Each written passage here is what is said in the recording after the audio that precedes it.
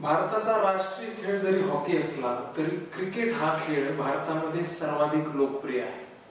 कालच भारताने तिसऱ्यांदा चॅम्पियन्स ट्रॉफी जिंकली। त्या अगोदर 2024 मध्ये भारताने T20 चा वर्ल्ड कप जिंकला। क्रिकेट बद्दल बारीक सारीक माहिती ठेवणारे फॅन आपल्याला गावोगावी सापडते।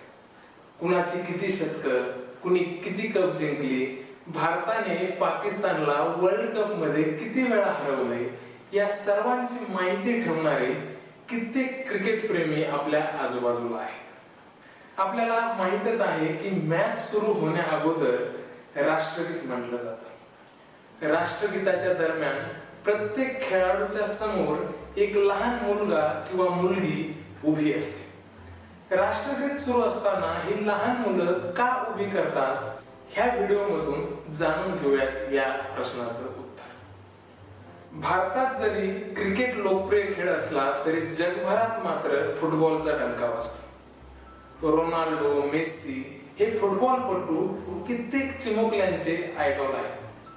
फुटबॉल मध्ये सर्वात मोठा असतो तो फिफा वर्ल्ड कप।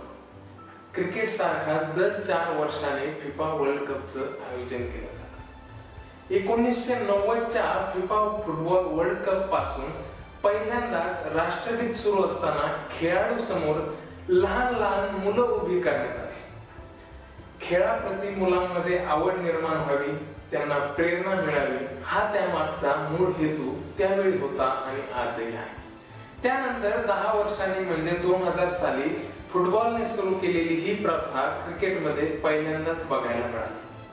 त्यावेळच्या ICC टूर्नामेंट मध्ये अशी लहान मुलं खेळाडूंच्या समोर उभी करण्यात आली। 2003 चा वर्ल्ड कप असेल किंवा त्यानंतरचे ICC टूर्नामेंट्स असतील, त्यामध्ये ही प्रथा अवलंबली गेली आणि आजही आपण ते पाहतो। मुलांमध्ये क्रिकेट खेळण्यासाठी प्रेरणा मिळावी, तसेच त्यांचे जे क्रिकेट आयडॉल असतील त्यांना जवळून पाहता येईल आणि ग्राउंड वरील रिअल वातावरणाचा अनुभव घेता येईल, हा ह्या मागचा मोठ।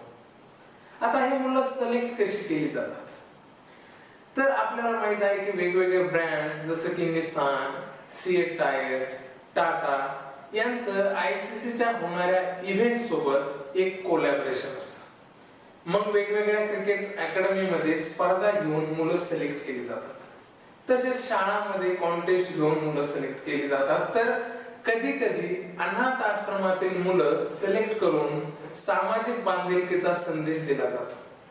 यंग जनरेशनला खेळाप्रती प्रेरणा मिळावी, त्यांना एक वेगळा अनुभव घेता यावा, त्यातून नवीन खेळाडू घडत राहावेत व खऱ्या अर्थाने एका पिढीपासून हा खेळ दुसऱ्या पिढीपर्यंत जावा, यासाठी मॅच सुरू होण्या अगोदर होणाऱ्या राष्ट्रगीता दरम्यान प्रत्येक खेळाडूंसमोर एक मुलगा किंवा एक मुलगी उभी असलेली आपण पाहतो। धन्यवाद। आपल्याला हा व्हिडिओ आवडला असेल तर व्हिडिओला शेअर करा, चॅनलला सबस्क्राईब करायला विसरू नका।